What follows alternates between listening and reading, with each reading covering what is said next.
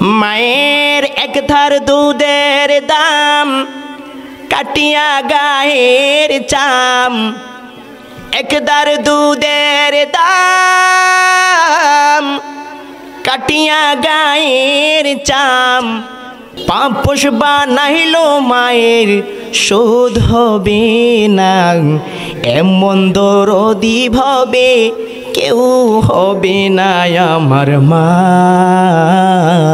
গো। এরে আম্মা জানেরা ভালো করে শুনে নেন, ভালো করে শুনে নেন। আপনাদেরকে আল্লাহ অনর্থক বানাই নাই, অনর্থক সৃষ্টি করে নাই।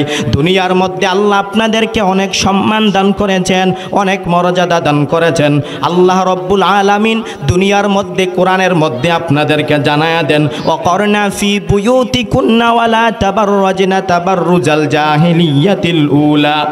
ও আম্মা জানেরা আপনাদেরকে আল্লাহ বলেন, ও দুনিয়ার নারী সম্প্রদায়, দুনিয়ার খোলামেলা জায়গার মধ্যে আপনাদের জায়গা না, আপনাদের জায়গা হচ্ছে চার দেওয়ালের মধ্যে। জাহিলিয়াতের যুগের মতো সাজসজ্জা করিয়া বাইরের মধ্যে বের হওয়া যাবে না। আল্লাহ আপনাদেরকে এত মর্যাদা দান করলেন, এত সম্মান দান করলেন, দুনিয়ার মধ্যে আল্লাহ এত মহাব্বত আপনাদের করলেন। কেন? আপনারা হচ্ছেন নবীদের মা, আপনারা হচ্ছেন সাহাবায়ে কেরামদের মা, আপনারা হচ্ছেন অলিদের মা, আপনাদের সম্মান আল্লাহর কাছে অনেক বেশি। কোরআনের হাফেজদের মা আপনারা, তালিবুল ইলমদের মা আপনারা। এই জন্য আল্লাহ আপনাদের সম্মান বাড়িয়ে দিয়েছেন।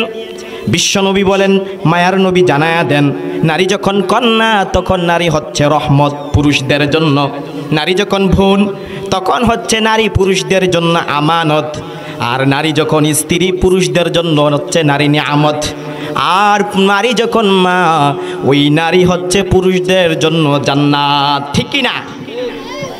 মায়ের এক ধার দুধের দাম কাটিয়া গায়ের চাম, এক ধার দুধের দাম কাটিয়া গায়ের চাম, পাপ পোষবা নাহিল মায়ের ঋণ হবে না, পাপ পোষবা নাহিল মায়ের শোধ হবে না, এমন দরদি ভবে কেউ হবে না আমার মা